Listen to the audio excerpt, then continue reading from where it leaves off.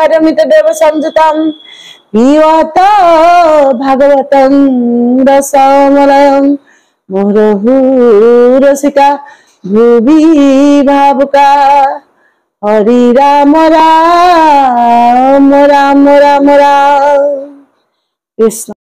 दशम स्कंधर सप्तविंश अध्याय दुलरी ब्रह्मार कृष्ण स्तुति। कृष्ण कृष्ण।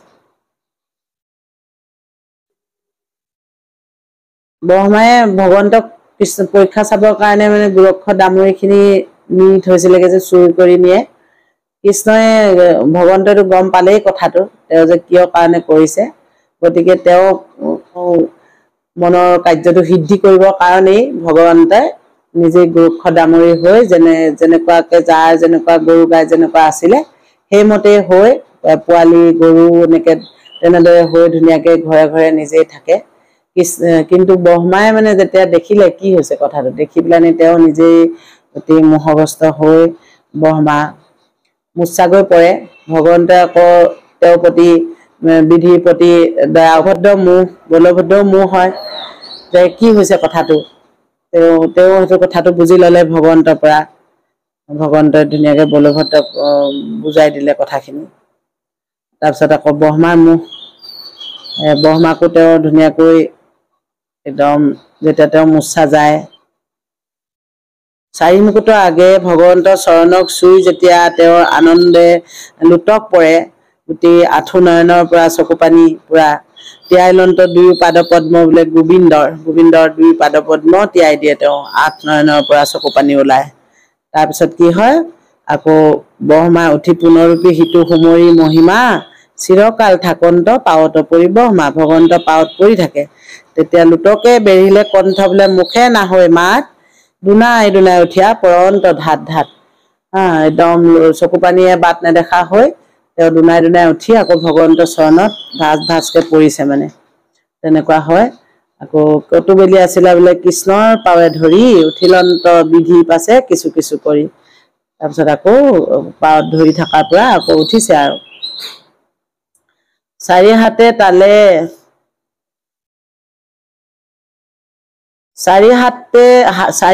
তালে মলচিলা আঠু আখি নমাইলন্ত মাথ গোবিন্দক আগে দেখি কাম পৰিতৰ তৰি তনু কীতাঞ্জলি হুই পৰিবে লাগিলা পাছে তুতি চাৰি মই চাৰি কৃষ্ণৰ মহিমা গোপ শিশু ৰূপকে বনাইবে লৈলা ব্ৰহ্মা।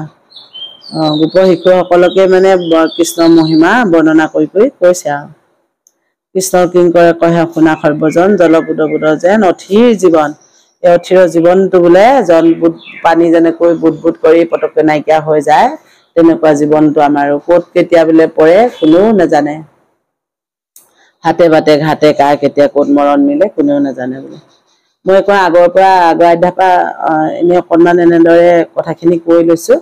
এতিয়া পাঠ কৰো কৃষ্ণ ব্ৰহ্মাৰ কৃষ্ণ স্তুতি। কৃষ্ণ নমো নন্দ সুত তনু ঘন শ্যাম শুভয়াতি পীতাম্বাস কাষে সিংহা বেত বংশী বেৰতীত হাতত ভাতৰ গাস। ব্ৰহ্মাই কৈছে এইখিনি কথা কৃষ্ণ এ ৰাম কৰ্ণে গুঞ্জামণি মাথে ময়ৰা পাখি প্ৰফুল্ল মুখ কমল বন্য পুষ্পমালা গলে জলে যাৰ পদ যুগ সুকুমল। কৃষ্ণ কৃষ্ণ ব্ৰহ্মাই স্তুতি কৰিছে মানে ভগৱন্তৰ ৰূপৰ কথা বৰ্ণনা কৰি আহিছে কৃষ্ণ। এ ৰাম এহি শুদ্ধ সত্য চৈতন্য তনুত যতে আছৈ মহিমা আচুক সামান্য ব্ৰহ্মা মিতাৰ মনেও নপাও সীমা। এই শুদ্ধ সত্য বোলে এয়া এই চৈতন্য তনুত যিমান বোলে ভগৱন্তৰ চৈতন্য তনুত যিমান মহিমা আছে সামান্য বিলাকৰ বোলে কি কথা আমি ব্ৰহ্মা হৈও তাৰ একো সীমা নাপাওঁ সেই বুলি কৈছে। ভগৱন্তৰ যিমান মহিমা আছে ভগৱন্তই হ'ল চৈতন্য, আমি সকলোবিলাক জীৱ হ'লো জড়। ভগৱন্ত আমাৰ কৃষ্ণস্বামী, সকলো আমি তেওঁৰ দাস। এ ৰাম হেনবা বুলিবা আমাৰ মহিমা, যদি জানন্তাও নাই, অজ্ঞানী কিমতে তৰিবে সংসাৰ, শুনিও তাৰ উপায়।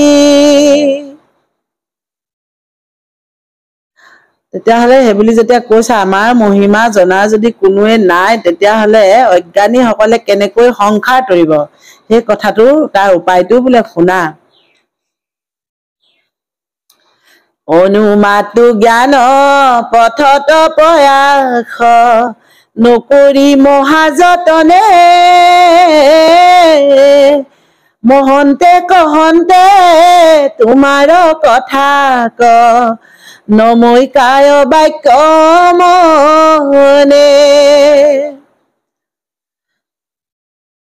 এ ৰাম আপোন থানতে থাকিয়ে কমনে, কথাকে সেমাত্ৰ শুনে, জগতৰ পতি তোমাক সিজনে, অযত্নে পাৱৈ আপোনে।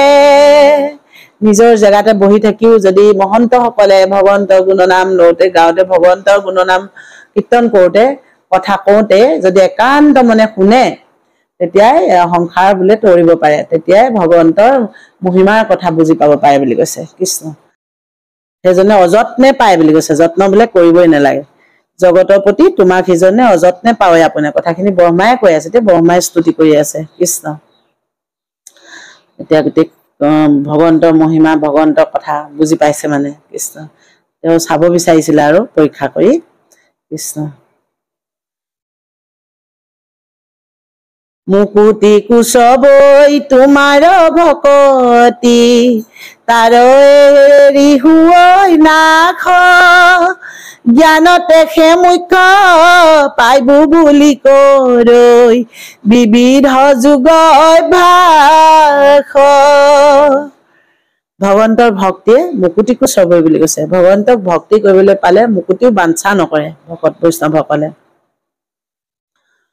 ভকতি কৰিলে কাৰণ ভগৱন্তক পায়, চিন্তা কৰিবলৈ। মুকুতি কৰিলে মুক্তি হৈ গুচিয়ে যাবগৈ তেওঁৰ স্থানলৈ, জেগালৈ, মুকুতি পালে। গতিকে ভকতি কৰিহে ভাল পায়।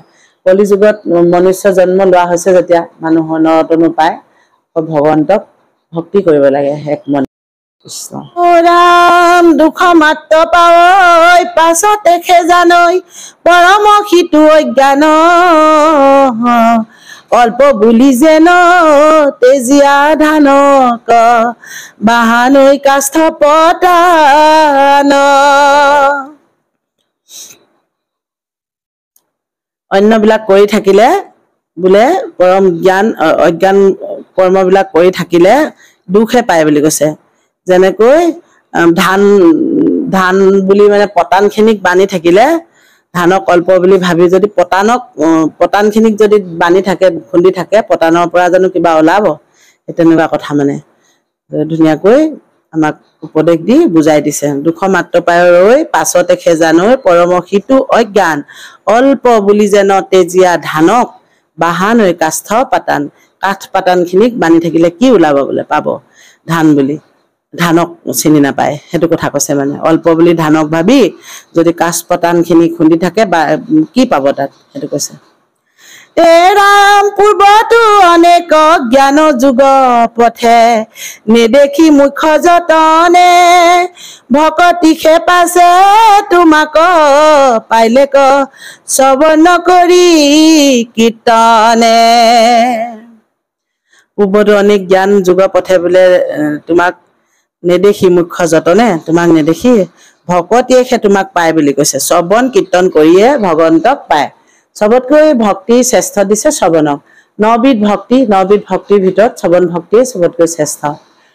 যেনেকৈ 9 বিধ ভক্তি, শ্ৰৱণ, কীৰ্তন, অৰ্চন, বন্দন, দাস্য, সখিত, পদসেৱন, আত্মনিবেদন আৰু স্মৰণ।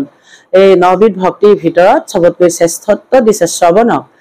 কীৰ্তন কৰোঁতে পাঠ কৰোঁতে কিবা ভুল হৈ যাব পাৰে, ভুল হ'লে তাতো হেৰি হ'ব অকস্মাতে অজ্ঞানে অত্যতে হ'লেও, কিন্তু একান্ত মনে যদি শ্ৰৱণ কৰে শ্ৰৱণত মানুহৰ কোনো ভুল হ'ব নোৱাৰে। গতিকে সেইকাৰণে শ্ৰৱণক বেছিকৈ মুখ্য দিছে, শ্ৰেষ্ঠত্ব দিছে। ভকতি সেই পাছে শ্ৰৱণ কীৰ্তন দুই ভাগকে পাছে তোমাক পাইলেক শ্ৰৱণ কৰি কীৰ্তনে আশা অৱতৰী সাধিবাক প্ৰতি জগতৰে হিতৰ্থ তোমাৰ চিন্তা গুণ গণতাক গণিবে কোনে সামৰ্থ।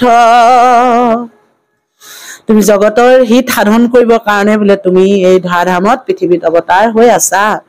গতিকে তোমাৰ এই অচিন্ত মহিমাৰ কথা গুণ গণৰ কথা কোনে বাৰু জানিবলৈ সামৰ্থ্য আছে? কাৰ সামৰ্থ্য আছে? এই ব্ৰহ্মাই যি নাজানিলে, এয়া ব্ৰহ্মাই স্তুতি কৰিছে কৃষ্ণক, বোলে অন্যই জানিবলৈ কি সামৰ্থ্য আছে। কিন্তু ভকতিহে আকৌ ভকতি কৰিলে কিন্তু ভকতিতে বোলে ভগৱন্ত বৈশ্য হয়। ভগৱন্ত বোলে ভকতৰ ঘৰ বিচাৰি ফুৰে, কোৱা হৈছে ন, ভগৱন্ত ভকতৰ বোলে পাছে পাছে যায় বুলি কৈছে। যিকোনো কৰ্মত যিকোনো হেৰিত যদি কৃষ্ণ বুলি কৈ যোৱা যায় ভগৱন্ত হৃদয়ত থাকে, ভগৱন্ত পাছে পাছে যায়। সকলোৰে হৃদয়ততো ভগৱান আছে, কিন্তু বোলে যিমান যত দেৱ দেৱী আছে সকলো ভগৱন্তৰ নাম লৈ যোৱাজনৰ ভগৱন্তই যেতিয়া লগত যায় সকলো বোলে পাছতে যায়, লগতে যায়। গতিকে একমনে ভগৱন্তক চিন্তা কৰিলে সকলো হয়। ব্ৰহ্মাই ইমান ধুনীয়াকৈ স্তুতি কৰি আমাক বুজাই দিছে চাওকচোন। কৃষ্ণ হিমৰ কণিকা গণৈ যিটো জানে পৃথিৱীৰ লেখৈ ধূলি অনেক জনমে নজানিবে সিও তোমাৰ গুণ সমূলি। হিমৰ কণিকা গণি কোনোবাই বাৰু অন্ত কৰিব পাৰিবনে? নে গণিব পাৰিব হিমৰ কণিকা? আৰু এনেদৰে যিজনে বোলে পৃথিৱীৰ ধূলা লেখে, পৃথিৱীৰ ধূলি লেখি লাগিলে শেষ কৰক, তথাপিতো ভগৱন্তৰ গুণগণ জানিব নোৱাৰে বুলি কৈছে। হিমৰ কণিকা গণৈ যিটো জনে পৃথিৱীৰ লেখৈ ধূলি অনেক জনমে নজানিবে সিও তোমাৰ গুণ সমূলি। এইবোৰ যদি ধূলি গণিও শেষ কৰিব পাৰে, হিমৰ কণিকা গণিবও পাৰে, কিন্তু অনেক জনমতো ভগৱন্তৰ গুণগণৰ কথা নাজানিব। কাৰণ কি, যদিয়ে ভগৱন্তৰ শ্ৰীচৰণত শৰণ লৈ যদি ভগৱন্তক এক মনে চিন্তা নকৰে ভগৱন্তৰ গুণগণৰ কথা জানিব নোৱাৰে, ভগৱন্তৰ নাম যদি শ্ৰৱণ কীৰ্তন নকৰে। কৃষ্ণ যিটো ভুঞ্জই নিজ কৰ্মৰ বিপাক তোমাৰ কৃপাক চাঐ কায় বাক্য মনে তোমাকে শেষেবৈ সেহিহে মুখ্য কপাঐ। যিটো নিজৰ কৰ্ম বিপাক ভুঞ্জি বোলে তোমাৰ কৃপাক চাই বিচাৰে, কায় বাক্য মনে তোমাকে শেষেবৈ সেহিহে মুখ্যক পাৱৈ বোলে। কায় বাক্য মনে তোমাক সেৱা কৰিলে সেইজনেহে মুখ্য পায় বুলি কৈছে। মই কেন দুৰ্জন দেখা নাৰায়ণ অ মৰিবাকো নদৰাও অ মায়াবীৰো তুমি পৰম ঈশ্বৰ তোমাক মুহি বেচাও। ব্ৰহ্মাই কৈছে এষাৰ কথা চাওক, ব্ৰহ্মাই এইখিনি কৰি আছে স্তুতি। প্ৰথমতে কৈ গৈছে যে ব্ৰহ্মাৰ স্তুতি পাঠ ভাগৰ নাম। কায় বাক্য মানে বোলে মই কেন দুৰ্জন বোলে, মই কেনেকুৱা দুৰ্জন চোৱাচোন বোলে নাৰায়ণ, তুমি মই মৰিবলৈও ভয় কৰা নাই, তোমাক আকৌ মই মুহিবৰ কাৰণে এইটো কাম কৰিছিলো। মায়াবীৰো তুমি পৰম ঈশ্বৰ বোলে তোমাক মুহিবে চাওঁ, মই তোমাক মুহিবলৈ চাইছিলো বোলে। খদামুৰিখিনি যে চুৰ কৰি নি থৈছিলে সেয়া কথা প্ৰথমতে কৈ গৈছো নহয়। কৃষ্ণ এ ৰাম তজু মহিমাক মই পৰীক্ষু আপোন মায়া প্ৰকটি অগণিৰ আগে প্ৰকাশিবে চাঐ যেন ক্ষুদ্ৰ ফিৰিংগতি।